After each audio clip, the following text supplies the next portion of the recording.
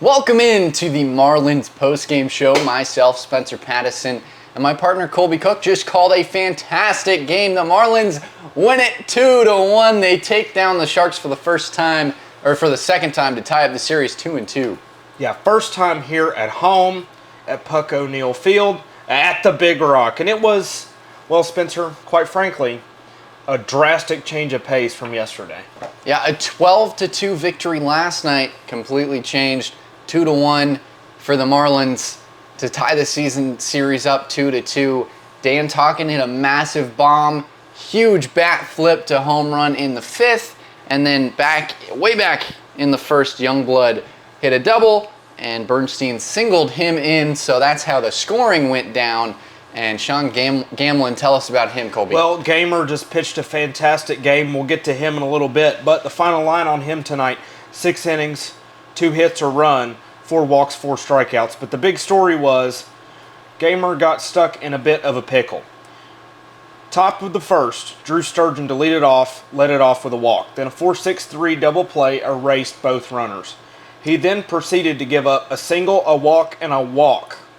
Bases loaded, 2 outs, kept his composure, induced a flyout. That was the big inning for Gamelin, and he kept it rolling. Then Stevens came in, 2 innings, no runs, no hits, 2 walks, 4 strikeouts. And the big blow, the final save, Jacob Krager came in to shut the door.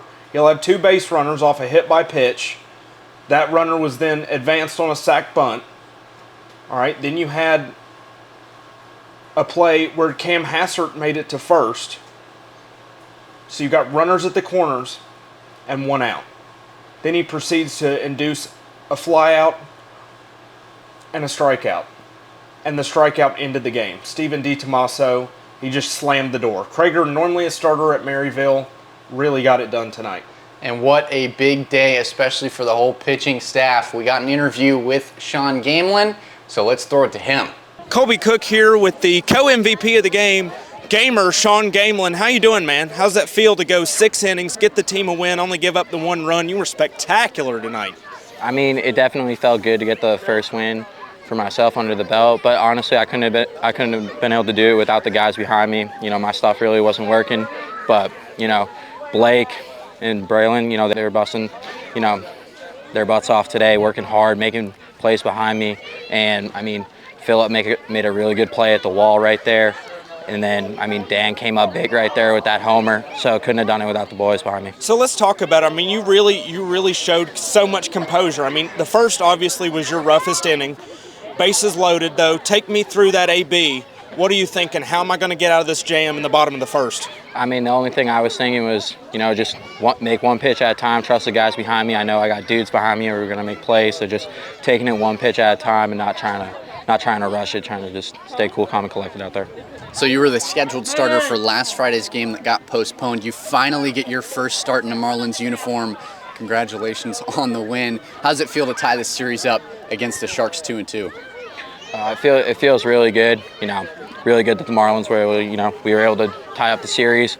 Hopefully next time we end up in the winning column and we're winning the series now like 3-2. So. Big thanks to Shaun Gamelin, who got the win in his 6-inning masterclass. Shaun, we'll see you next time, buddy. Great game. Thank you. And after Shaun Gamelin's massive performance, we said, we can't just do one post-game player interview.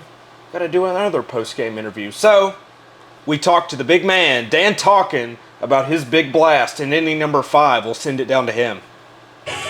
I'm here with first baseman and bomb hitter with the Fiesta hat, Dan Tauken. My name is Spencer Patterson, alongside Colby Cook for the post-game show, the Marlins post-game show. First of all, that bomb, how's it feel? Felt really good, felt natural off the bat. Coach told me right before the at-bat, just think oppo, and I got a fastball inside and got the barrel to it, so it felt really good. You are the second awarded player of the game with your Fiesta hat on. You get to sign it and pass it to the next guy.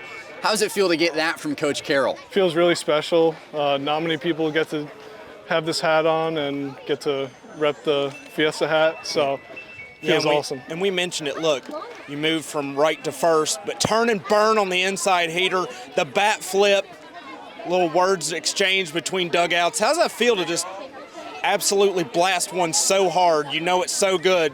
The underhand bat flip and the other team, not so hot on it. I knew right off the bat, so I wanted to do something special for the fans, have a little fun here, so it was a cool experience. That bat flip was about 12 feet in the air. But you had, and I'm going to mention this because we mentioned on the broadcast, you ordered a 50-piece nugget nugget bucket from Wendy's, and you downed about 30 of them. Do you think that extra 20 left some weight off for you to hit that home run, swing the bat a little quicker? Yeah, definitely. My teammates helped me eat those, and it definitely fueled me for the game, and definitely was a lot of nuggets. So we got a comment from JR saying that you were potentially the Robin Hood of Wendy's. Maybe you could have given those 20 nugs to some teammates. You're going to give some nugs to some teammates tomorrow and maybe hope for back-to-back wins here? Oh, yeah. Or 3 wins in a row, I should say. Yep. Hopefully we get back-to-back wins tomorrow, and hopefully we come through tomorrow in Peninsula and get another win. Dan Tauken, everybody. Then after all that player action, we caught up with the head man, Sam Carel. He's coming up. Colby Cook and Spencer Patterson here with this head man, Sam Carel. Coach Carel, back-to-back wins, but this one a little different from last night. Last night, the offensive explosion. This one really pitching and defense. How do you feel about That's a Marlin win. That's what we do. That's what this organization has done for years. That's what we're about. Tight games late, and we come through in the clutch. That's Marlin baseball. You tied the series up against the rival Wilmington Sharks 2-2. How does that feel going into the rest of the season against them a lot of times? Honestly, I'm not going to worry about that. We take the next game, go, the next game, go, and then whenever we see Wilmington again, we'll take that game when it comes. Just really briefly, Coach, we talked to Gamer about it, but, his start got delayed, but he really just showed up and showed out tonight.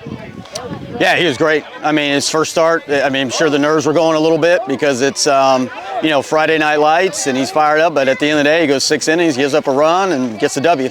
And then just looking forward to Peninsula, first time we've seen the Pilots this season. What are you looking for out of them?